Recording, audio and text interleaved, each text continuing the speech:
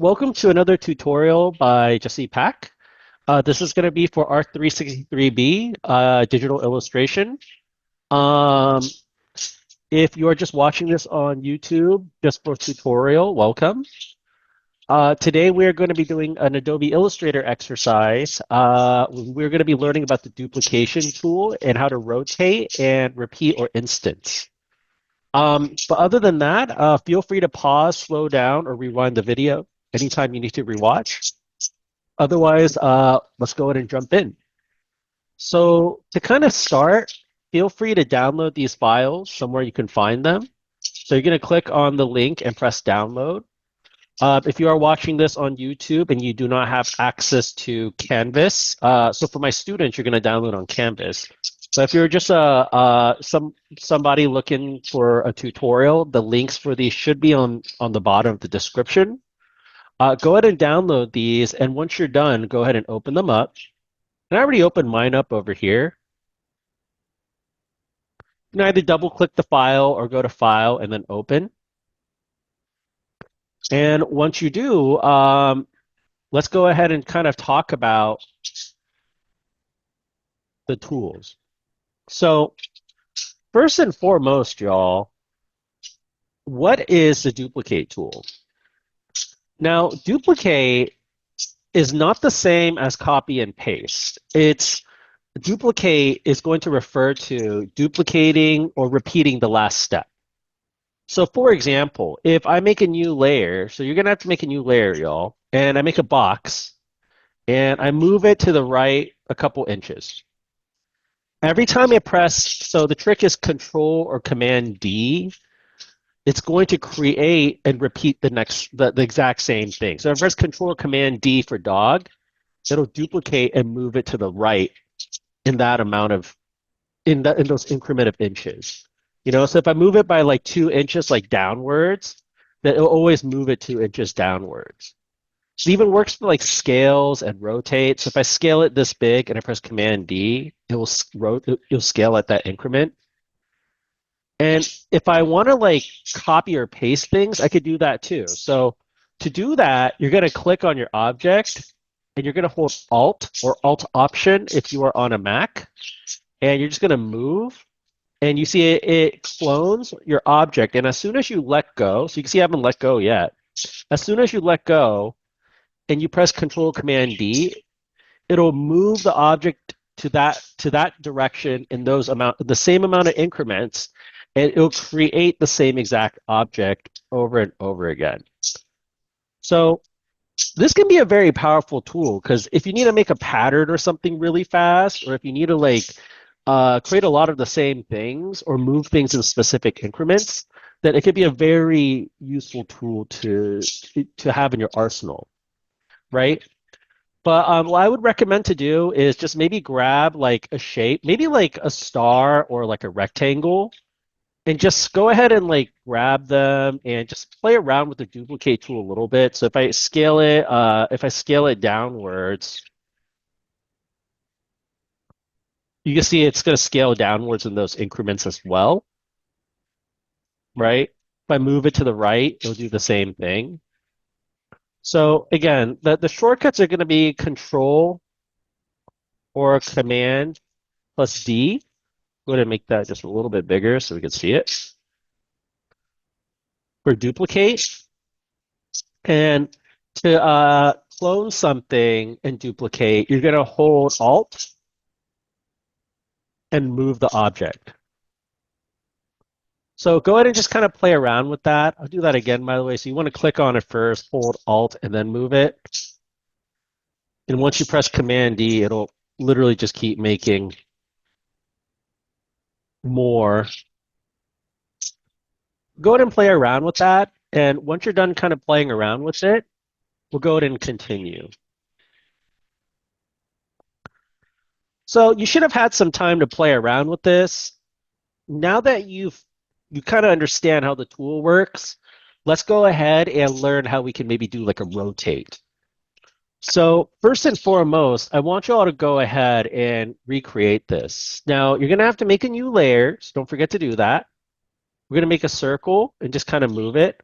If you're not sure how to move it while scaling, you want to just like hold the space bar as you're like scaling. So you see I'm scaling. If I hold the space bar, I can move it again, kind of like that. And we're just going to align it as best as we can, kind of like this. And you can always use your arrow keys if you want to be like super, super exact about stuff. So arrow keys, you can move them up or down, whatever, right? If it's a little bit off, don't worry about it.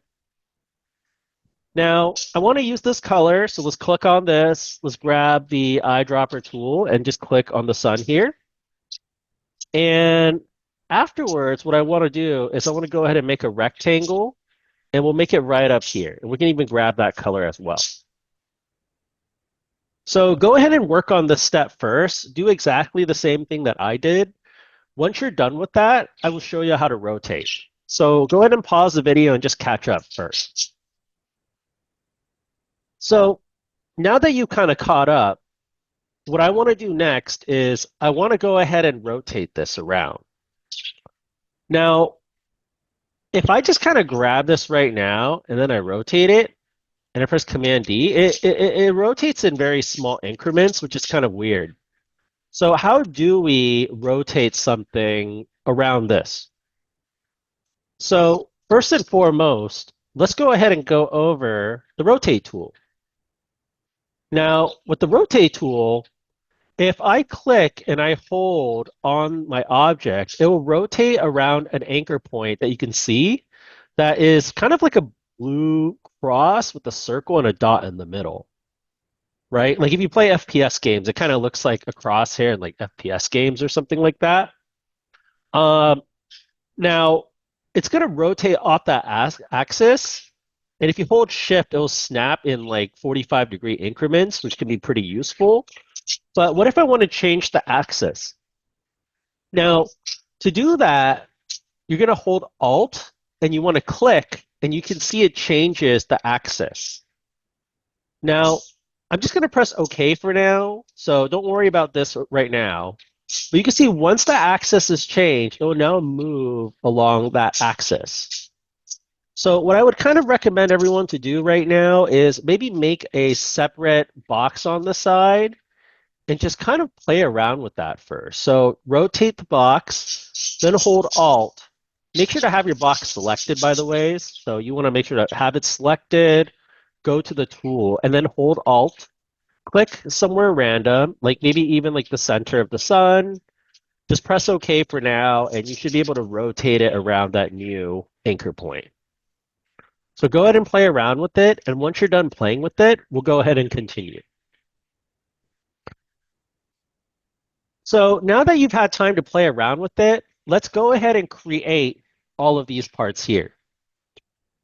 The first thing that you're going to do is you're going to go ahead and click on this. Actually, before you even click on that, I want you all to go to View and just make sure that you have your smart guides on.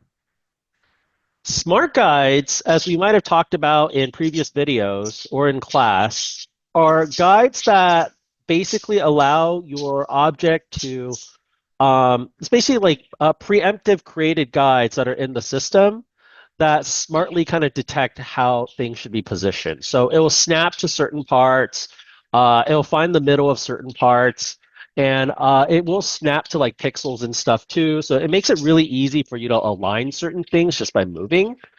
You don't always need it on always, because sometimes it's better just to move things on your own, because it might snap to places you don't want, but it can be very useful in times like this.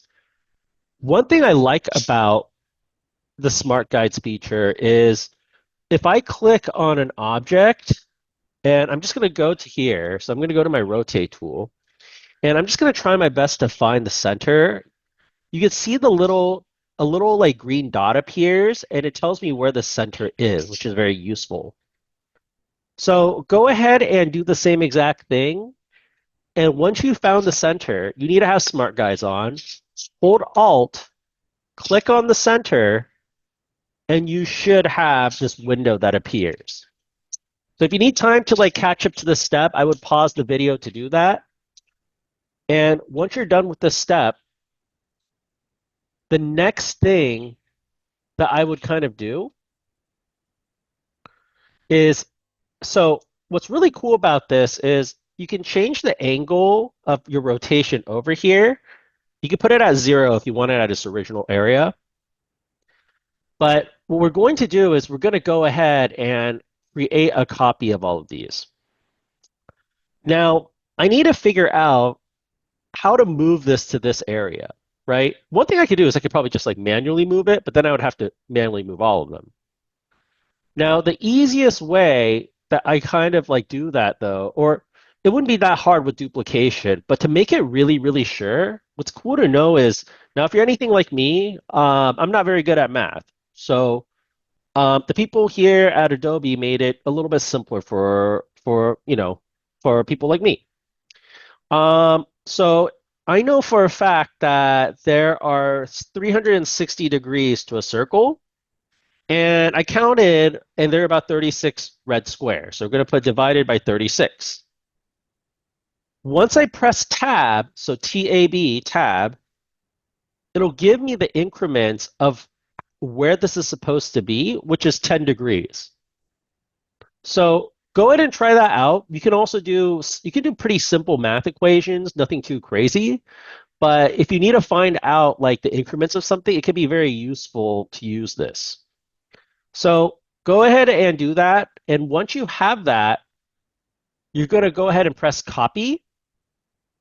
And if you press copy, instead of just moving it, it'll duplicate or instance your red box by 10 degrees. So go ahead and do that. And once you're done with that, it's very careful that you do this next step correctly. Also, pause the video if you need to pause the video, but you may have to rewatch this part depending on if you click something else on accident. But you can notice that I haven't clicked anything on here after I made that copy, right? And the reason is because now that I've made that copy, I can press Control or Command D, and it will just rotate around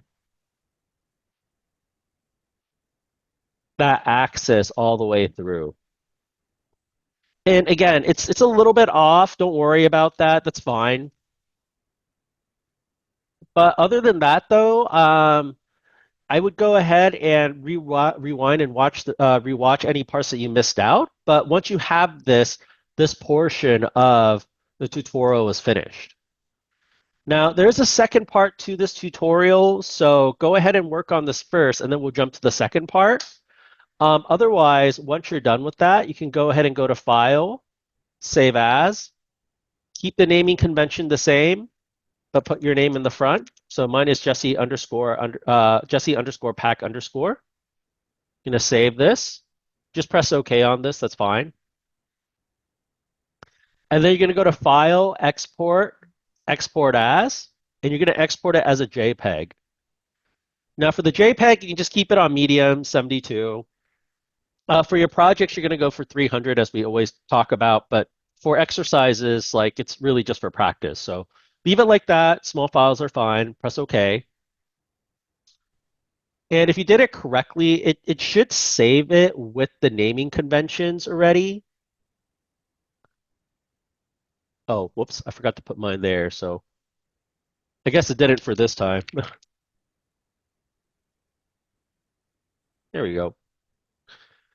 And whenever you're ready from this like assignment, we'll go ahead and move on to the next one. Now for the next assignment, we're just going to go ahead and practice more duplication. So in order to create some patterns, you can also duplicate whole groups of elements together. So for this first step, what we're going to do is I want you all to go ahead and just make a box. And you want it to fit on here, so maybe it'll be a good idea to make a box on here. And just make a really quick design. Nothing too fancy. So maybe for me, I can do something kind of like this. Let's grab this in here. I'm going to throw this in the middle. Let's go ahead and make this like a light green.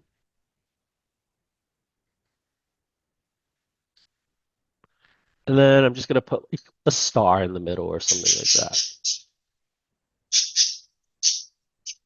I don't know, something that kind of just reminds me of like Mario and Luigi and stuff like that.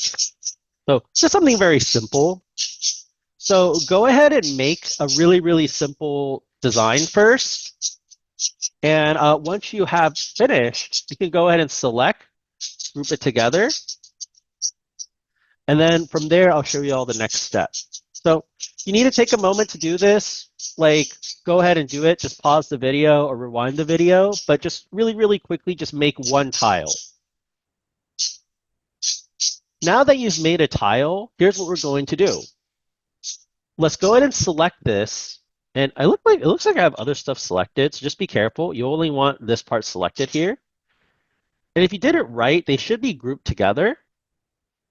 And what we're going to do is click on it, hold Alt or Alt Option, and you should see your cursor turn into a black and white cursor, like it's instancing. And you're going to go ahead and move it over to the right. You can hold Shift to scale it to the right a little bit more cleanly. And once you've done that, as long as you haven't clicked on or on made any other edits, you should be able, so you can still move things, or your canvas around. You just can't move these things around or scale them. You can press Control or Command D to duplicate kind of like that.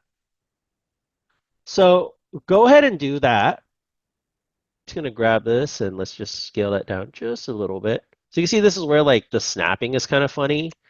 So maybe for this one, I would go to View and let's turn off Smart Guides and let's turn off Snap to Point.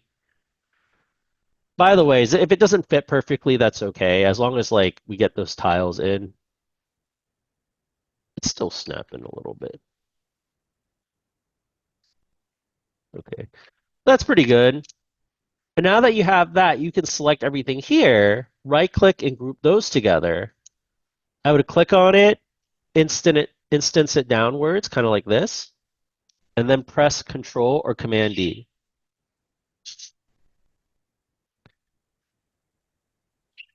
Once you have everything filled up like this, that's basically it.